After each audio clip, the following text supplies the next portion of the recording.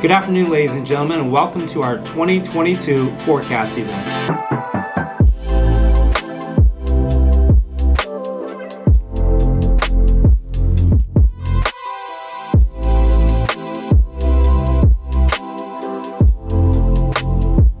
With COVID in the last couple of years, we've transitioned our forecast and our halftime event into one of our webinar series that we do every month.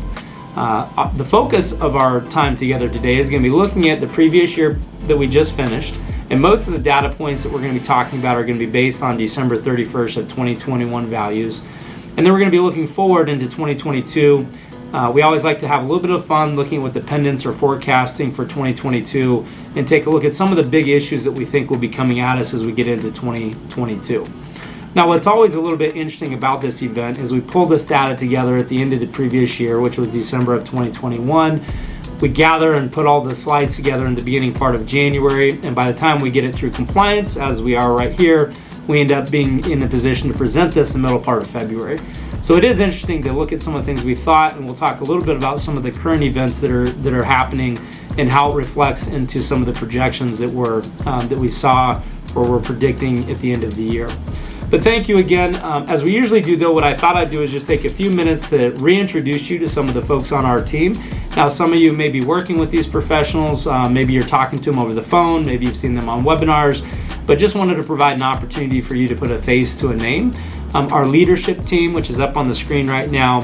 Myself, again, I'm CEO and financial advisor, Trevor Wilde. My dad and I started our firm, for those of you who don't know, about 22 years ago together, and he was also an advisor and still a part of the firm.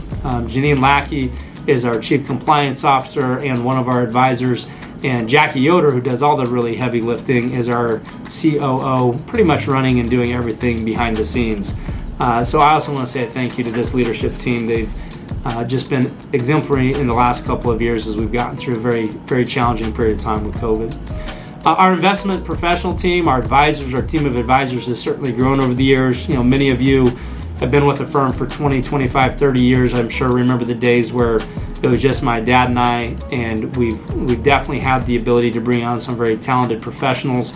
I'm not going to go through each one of these, but many of you work with some of these professionals, and I wanted to say a special thank you to each of them. We are really have developed an amazing team of advisors, and I'm proud to call each and every one of them partners with us. Our offices have also expanded. Again, we've been in our Scottsdale office, which was our headquarters and where we really started. We've been in this office for about 18 years, which is where I'm sitting today. But we also have a couple other offices that we've developed over the years, an office in Glendale with 2 advisors and some support staff. We have an office in Payson, an affiliated office in Tucson, an office in Tempe, and recently, towards the end of 2021, we opened a new office in San Luis Obispo, California. Again, not going to go through each of the professionals, but you probably know some of them if you're working with them, and again, very proud of this team. Our customer service team, our CSRs as we refer to them, what an amazing group of professional individuals. As you all know, the last couple of years with COVID and all the things that many of our clients that you and other business owners have dealt with, this team has just been phenomenal, and I'm so proud of them and what they do to support the advisors, our partners, and you ultimately every day. And I wanted to recognize them and give you an opportunity to put a name with a face as you see them there on the screen. A few more people that I want to introduce, our marketing and scheduling team. Many of you know Sheila and Kayla and Stephanie, Kimber, and Zaina. Many of these people have been with us for a really long time, and again, just wanted to say a thank you and an opportunity to put a name with a face, because many of these people you probably talked to over the phone, but maybe you've never looked at our website or maybe even never met them face to face. So you have an opportunity to see their faces at least. I'm also really proud about what we've been able to accomplish as an organization within our community. Many of you know that we launched a community outreach program about 5 years ago that we call Wild for Arizona. Wild for Arizona was our goal with Wild for Arizona was to provide an opportunity for clients to get involved. And as it's matured and evolved over the years, what we do is we choose a different local charity, typically every quarter, and we find ways that as a staff we can get involved, and we can also invite you as our clients to get involved. Most of these are not fundraising opportunities. They're usually something specific, and we had some really great things happen last year that you can see on the screen. And also, I want to say thank you to our team and to you. We've had the great fortune of being ranked in Barron's for 13 years running. Last year, we were ranked number 2. Forbes, we were also ranked number 2 in the state of Arizona in Forbes. And that's really because of you, your trust and commitment that you've made to us. And we want to say thank you for that. And we're very, very proud of that.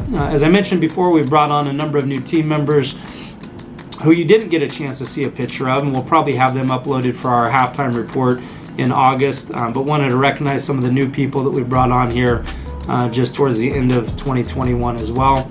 And a recap of 2021 from our Wild for Arizona. As you can see on the screen, we had some really great activities last year. We started the year with a brown bag food program where we donated collectively, with your help, over 1,400 pounds of food. Q2, we partnered with the Southwest Human Development, had a great fundraise and drive.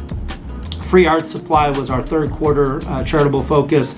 And then Q4, as we always do, we partnered with Toys for Tots and had a tremendous toy drive where we donated more than 300 new unwrapped toys and about $2,500 in cash donations. So thank you for your support and what you do to help us give back to the community. Just real quickly, some of our affiliates, some of you might be working with one of our affiliates. These are advisors that don't work directly in our space, but they're partners of ours that primarily have their own office locations outside of our walls, and wanted to recognize them as well. And if you're working with them, say thank you as well. Our business partners, many of you have seen this over the years, but one of the things that we really try to focus on is really holistic planning. And what holistic planning to us means is really looking at everything that encompasses your financial world. And there's more than just investment management and financial planning. There's taxes, which Mike Patnell has been a partner of ours for more than 15 years, and that's what he does, is focus on tax preparation and tax planning. Legal is a big thing, making sure that your wills and trusts and those documents are updated regularly. Phelps LeClaire Law Team. Real estate, we've recently brought on ECA partners, and Lisa joined us at the end of 2021, primarily because we identified a gap that we really needed to have somebody who had a strong focus in health insurance planning. And Lisa joined us at the end of 2021, and her focus is primarily health insurance, and we're excited to be bringing her into our group. JD, who focuses on college planning and not only preparation, but financial aid and everything that goes into that. And then D&E Insurance Group, who focuses on property and casualty insurance, primarily your home and auto insurance. So thank you to all of our partners that help us round that out. To move on to the meat and potatoes of today's, our focus is going to be, of the forecast, again, is threefold. We're going to be talking about the economy, we're going to be talking about the financial markets, and what may be ahead. Our focus on the first two topics will be the year behind. So as I mentioned earlier, we're going to focus on looking at 2021 and all the things that occurred in 2021, not only in the economy, but the financial markets. And then lastly, we're going to finish with looking at what might be ahead. And as we usually do, we like to pull some of the pundits to see what their predictions are for the year. And then in our midterm report, which we will do in August, we like to look back at what those pundits had forecasted and see how close they line up. As you might imagine, it's very rare that there is many that line up, because it's predicting financial markets is very difficult. But we're going to move on and start talking about the economy. I mean, what you'll see on these slides is that one of the things that really took part in 2021 is the number of people that got vaccinated. And by the end of the year, there was somewhere right around 73% of Americans had received at least one vaccine, which really is a big deal in what happened as we look at the last 2 years and last year in particular. And this slide on the chart looks at activity of what happened the last couple of years. And what you can see, if you go back to February of 2021, is we saw a large increase in improvement in general things as people got back to just living life a little bit normally. People returned to restaurants, they returned to cafes and shopping. Now the difference maybe geographically might be severe. Again, here in Arizona, I think we were a little bit ahead of the curve of getting back to open. A lot of people in different parts of the country were different. What I will take note of, or ask you to focus on here, is at the far right of the screen of December of 2021, what you'll see is a sharp decline in some of those activities, and that was the Omicron variant spread. And we're going to talk about that a little bit more, and it's certainly when I look at and I'm sure as we watch the evening news tonight, and the disruption that the markets have been under so far in this first quarter, we know that Omicron variant was a big part of that. If you look back on the slide to the middle part, what you'll see is there was another period of time going back to the summer where we saw a similar type of decline in economic activity, which was the Delta variant, which I think is important to consider. But all in all, the U.S. economy grew in 2021. We have the quarterly growth numbers for the year. You can see Q1 was 6.4%, Q2 was 6.7%, Q3 we saw a pretty steady decline at 2.3%. And again, I think it's notable that the Delta variant hit in August as we started to turn the corner and go into the beginning or middle part of Q3. Q4 estimates were 6.1 when we had pulled this information in December. What we have so far was a quarterly growth rate in Q4 of 6.9%. So that's what Q4 is in at 6.9%. Again, it's notable to see a steady or a pretty severe decline in Q3 economic activity.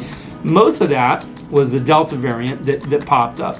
Now, what you saw, and on this screen, what we've tried to overlay is confirmed COVID cases, and you'll see the spike in the middle part of the screen, right in between that August. Right around February, that Delta variant spiked and drove a lot of that economic activity, and we saw that a couple times as we went through 2021. But most notably, at the end of the summer, we saw that spike in the Delta variant. It came down, and then to the far right of the screen, you can see the Omicron variant that's popped up in the COVID cases that ensued. Employment gains were steady in 2021. Overall, you can see the current unemployment rate in December.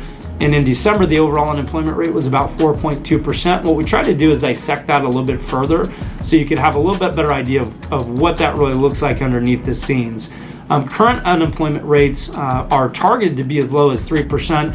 And earlier this week, some of the Fed presidents were talking that the expectation we may see unemployment get under 3% as a national average. Pretty amazing given what we've gone through. But when you look into the numbers, what we did find interesting is some divergence in where that unemployment sits. 23% of the work group that's currently looking for work for more than 52 weeks was Black. 61.8% of the labor force participants are represented there, and 3.6 million Americans are not working due to COVID-19. When I talk to my business owners, and you've probably heard this in the media and with friends, the job market, the labor market is very, very tight.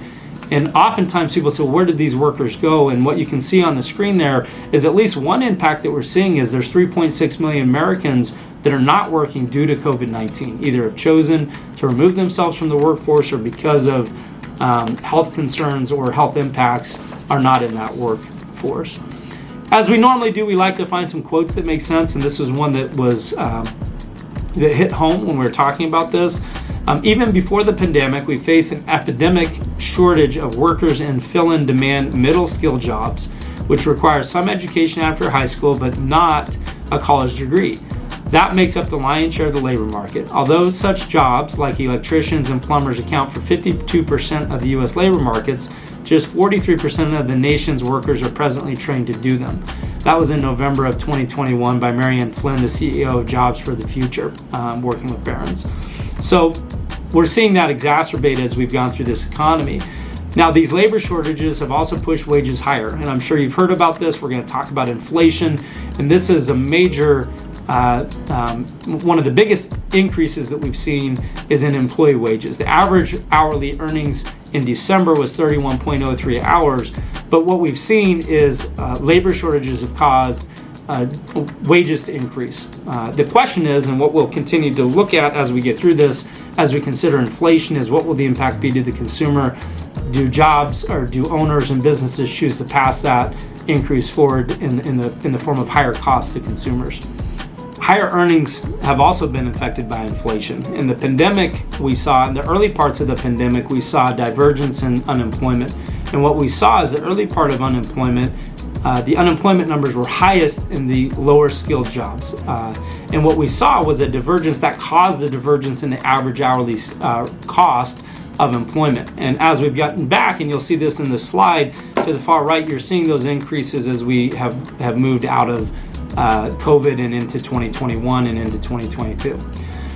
We can't talk about inflation without talking about the supply chain issues that have existed. This became a heavy focus as we got to the early summer months in 2021 and started to see the real impact of the supply chain as it impacted everything from vehicles to furniture to the cost of golf and tennis balls and the scarcity of some of these items that were out there in the supermarkets. The good news is we have started to see ease in the supply chain. We saw it towards the end of the year, but we certainly are ways away from historical levels. What you'll see on the screen there is the dramatic reduction in manufacturing output if you look back towards the beginning of 2020 or middle part of 2020.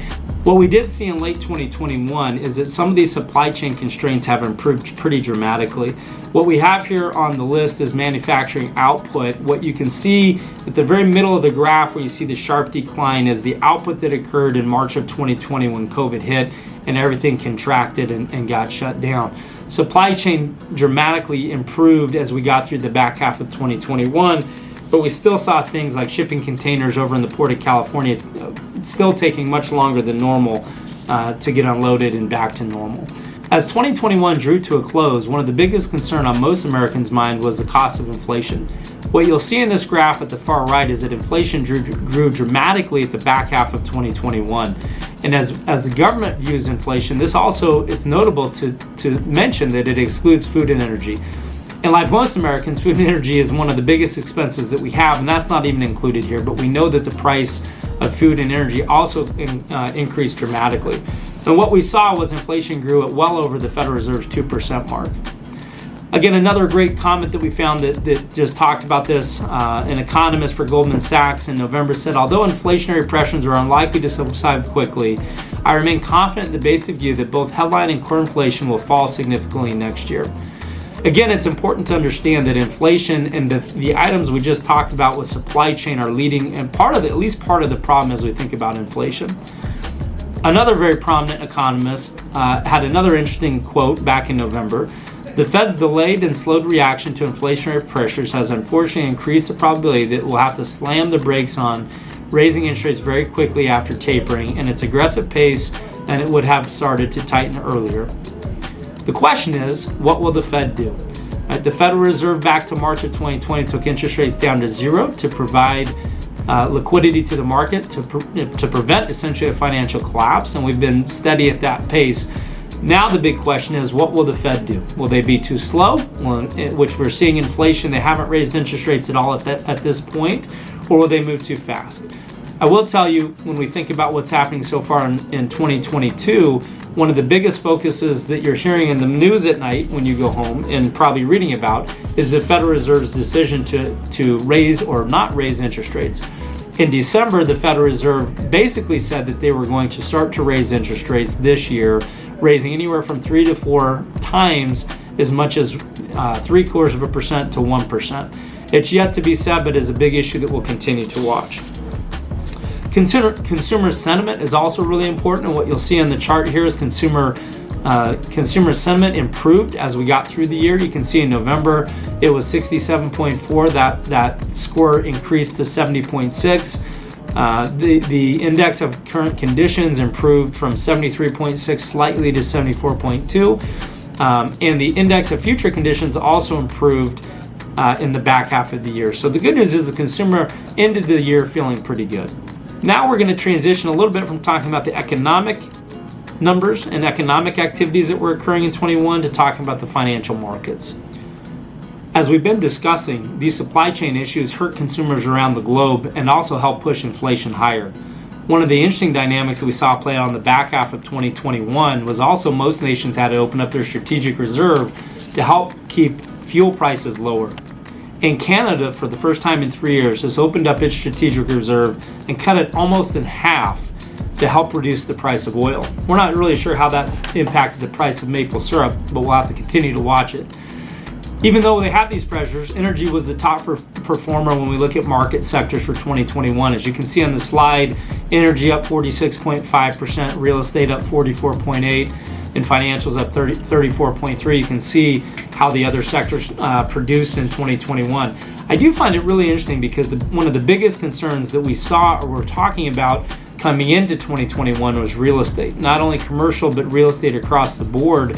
How would the pandemic impact real estate? What we've seen not only in residential real estate, but even in commercial real estate, is those prices have continued to soar. 2021, the S&P and the companies in the S&P 500 were incredibly profitable. 45.1% was the year-over-year estimate for 2021. This was a really cool quote that we found from Luke Templeman with Deutsche Bank. Investors have not needed to care about bloated companies until now. Indeed, the median S&P 500 company earned $1 in sales for every $1 it held in assets in the early 2000s. It now just earns 60 cents. In 2022, the focus on asset efficiency is set to return as the other two sources of returns on equity, profit margins and leverage, are continuing to come under pressure. Leverage is an important part there because it directly is tied to interest rates and what the Fed rate does. When a company's earnings go up, its stock price usually follows. What we have here is a chart of price earnings ratios going back to the 1880s on the left side of your screen, all the way through 2021 on the far right of your screen. What you can see at the far right is the S&P 500 traded for about a 30.09 multiple as we finish the year in 2029. This will be important to continue to consider as we try to determine, are these companies fair valued or are they expensive? Another good quote by an economist at the New York Times, examined on their own, stock valuations are giddy levels, yet they are far more attractive when viewed side by side with bonds. The point in this comment, and we thought that this had merit, is where do investors go? With the Federal Reserve manipulating interest rates down to zero, imagine being a retiree, which most of you are. We know inflation long-term is going to run at 2 to 3%, maybe 4% or even 5% moving forward. And we have interest rates at 2 to 3% on corporate bonds and long-term treasuries. The reality is, and this is the point of what they're saying is, yeah, price to earnings ratios do look expensive when you consider a 30.9 multiple, but where else would you go? So when you compare it to bonds and look at the potential yields that you're going to earn by moving money into bonds, stock prices don't look so bad. China's continued turmoil continues to be something we saw through 2021. They had slowing economic growth last year, and they're forecasted to only grow at about 3.8% for 2022. But even beyond the economic challenges, regulatory enforcement, education, technology, real estate, Chinese companies are delisting, and they've got these real estate issues that we saw play out in 2021. Another great quote talking about this: some 1.5 trillion of Chinese companies trade in New York. Those listings have already begun to be threatened by American regulations that require all listed companies to provide access to internal audits, documents, or facing individual delistings. And Chinese officials have refused to do so. One of the things that our stance with international investing for the last couple of years has been very underweight. We made a decision probably going back 3 years now to reduce our international exposure. We continue to hold that underweight position. And these are some of the reasons why we still have concerns around international investing. Bond yields rose and fell. What we have here is a chart of the 10-year Treasury going back to the 1960s all the way through the end of 2021 at the far right of your screen. So we've got a very wide range of time frames, but what you'll see is we hit a high in interest rates in the 80s, as many of you probably experienced, mortgage rates in the high teens in the late 70s and early 80s. I've said it before, and I often tell the story of my dad talking about the first home that my mom and him bought in 1974. They had to put 50% down. There was a variable interest rate at 14.5%, and they felt lucky to get it. Today, my colleagues and people in the last decade have been spoiled with incredibly low interest rates.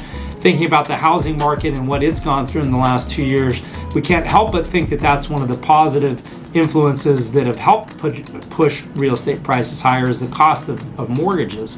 And what you'll see at the far right of that slide is the significant decline in interest rates from about 2.75% coming into 2020, all the way down to about 0.5% at the end of 2020.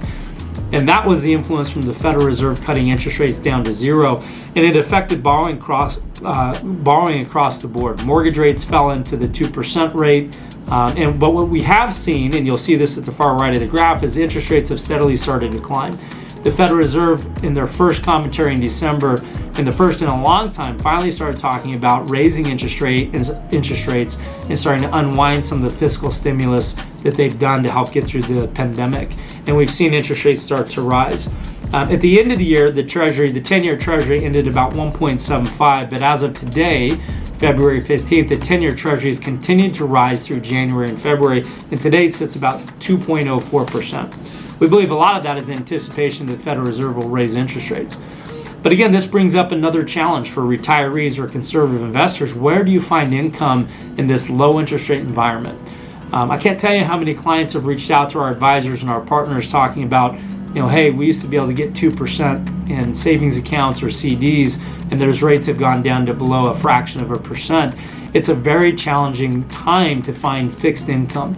Some of the areas that we've seen investors move to from traditional high quality bonds or preferred stocks, real estate, core plus options, and other income producing vehicles. But this presents a very big challenge for retirees in today's environment.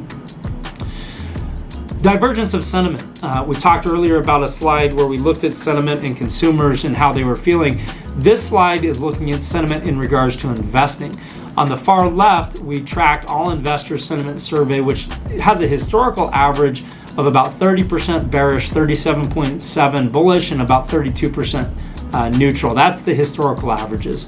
And as you'll see there on the left, that's pretty normal, right? About a third of the people say that we're bearish, a third of the people maybe slightly higher, leaning towards 38% are bullish, and about 30 to 32% are bearish, and that tends to be the factor. On the right, what we looked at was market sentiment survey, and what we did see in December is that we saw the survey come down with regard to positive emotions around the stock market. At the beginning of December, the sentiment was about 46.7% bullish. That weakened to about 45.3% bearish, or still bullish, but declined, more people moving to bearish as we got through the end of December. So investors were very positive, but still looked to be a little bit concerning, especially as the Federal Reserve started talking about interest rates and where we might be going with interest rates. So we had a good economic year. We covered that in the first half of those topics, looking at economic indicators, but it wasn't free of challenge. We saw inflation rise. We saw supply chain constraints help continue to push inflation and cost of goods higher, and energy costs rose through the end of the year. And the Federal Reserve started talking about raising interest rates. So as we shift the conversation and start to think about, okay, well, that was 2021, where might we be going for 2022? I think what we'll continue to see is some of those same factors come into place. Now that we've gone through where we were in 2021 economically and from a market perspective, let's start to turn our attention toward 2022 and where we may be headed. Economic growth was robust in 2021, but it wasn't without its challenges. With the Delta variant and the Omicron disruption, we certainly saw disruptions to GDP.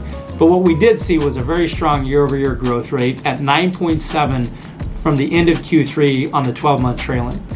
What we also wanted to do is survey those same CEOs to see what their expectations were for 2022. And what we found is that the survey was a 3.9% year-over-year growth rate.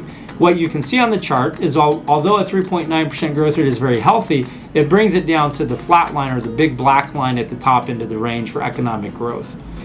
And although that 3.9% growth is a very strong and healthy number, what you'll find historically is it brings it back to the black line on the chart that you see, which is closer to historical average growth rates. These CEOs were very positive and excited about the year ahead. They expect to hire more, they expect to invest more capital, they expect expect their income to grow. They also expect to benefit from the investments and job acts that were passed last year. But they're not without risks and challenges that we will see ahead. Continuation of COVID-19 variants, labor costs, supply chain issues, all these issues that we've talked about, and the risk of tax increases as they go are heavy on their minds as they get into 2022. Geopolitical disruptions are also heavy on the concerns as we come into 2022. And some of these are already playing out. If you go to the far right, the strategic competition, one of the issues that we had in December was that Russia invades Ukraine. Now that hasn't happened yet, but tensions have mounted over the last couple of weeks as Russia at least has looked to position themselves, and the concern is that that could be moving forward.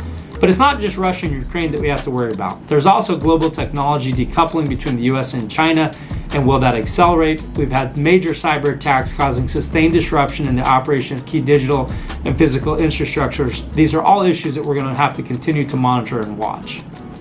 Now, we picked this quote back in January, but I think it holds more weight today than it did even back then. Basically, BlackRock's geopolitical dashboard gauges investors' and consumers' concern over geopolitical events. What they found at the end of December was that the concern out of the average investor and consumer was reducing or less of the concern of geopolitical risk around the globe.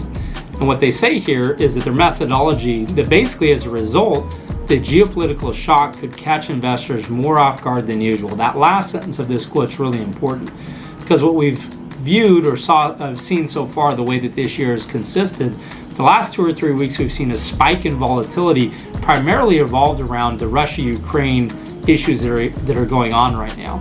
And what they found back in December is that the concern over geopolitical events was declining to the point where they thought that the market become more susceptible to shock if we saw some geopolitical events play out. And here we are a month and a half into the year, and we're seeing them play out. I think that's important as we consider the market reactions here the last few weeks and some of the things that we're hearing in the news. Climate-related risk is also a big deal, and what we've seen over the years is the impact or number of events that are large events. And for our focus or purposes today, we said have an economic loss of more than $1 billion. And what we're seeing is that the frequency of these events are happening more and more. In fact, if you look at the slide from 1980 to 2016, on average, we had about 7 events per year that impacted the globe at a cost of more than $1 billion per year. If you look at 2017 to 2020, those events accelerated, and we actually saw about 16 events per year. If we look at 2021, we had 18 events that occurred last year around the globe that had an economic loss of more than $1 billion. Will this continue? It could play out to be an important item as we move forward into 2022. Again, a really great quote that we found in January revolving around climate change and the risk and what happens as we go through these events. And I'm just going to read this one because I do think it's important and something we're going to have to continue to monitor. Physical effects of climate change, as well as many varied governmental policies trying to mitigate its effects, are also inspiring technological innovations that give us rise to new products, services, and business models in the coming years. How can investors effectively price these risks and opportunities? So along with these risks and negative impacts to the economy, will bring new innovation, new technologies, and new opportunities for investors and for us. The shortage of container ships contributed to the supply chain challenges that we saw in 2021. Will the newer ships have sails? These traditional ships produce 3% of the greenhouse gas emissions. They burn maritime bunker fuel, which contributes to acid rain. And one potential solution is high-tech sails, which will cut the cost and the emissions out of transporting those goods and products across the sea. There are plenty of trends that continue to create opportunity for investors in 2022 and beyond. What about 3D bone implants? Researchers have been developing techniques that allow artificial organs to be created with 3D printing and biological materials. 2 companies have plans to have 3D bones printed available for human implants in 2022. Virtual reality workouts have gained popularity during the pandemic and after most shutdowns caused gyms to close. New VR headsets and fitness features and apps are coming in 2022. Virtual influencers are more reliable and ask for fewer perks than real influencers do, and they're already plugging products on social media. One is an interstellar traveler who is scheduled to arrive on Earth in 2022. She already has a song out on a popular video platform. You can probably guess which one. Okay, so we've talked a little bit about where we've been and where we might be heading. Why don't we hear what the experts had to say about what's coming in 2022. And as we've done in previous forecast events, we like to poll some well-known economists and just take a temperature for what they're recommending or what they're predicting for the year ahead. As I mentioned earlier in the presentation, at our halftime report, which we will post in August, we'll come back to some of these commentators to see how accurate their predictions were for the course of the year. You might recognize some of these names in the slides, some of the economists that are on here, so we like to try to get a range.